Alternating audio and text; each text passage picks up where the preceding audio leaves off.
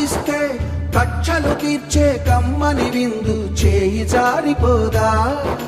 రక్తం పంచుకు పుట్టిన వాళ్లే మన వాళ్లేనని అనుకుని ఉంటే కురుక్షేత్ర రణరంగ దృశ్యమే నవ్వుల పాలైపోయేది కదా.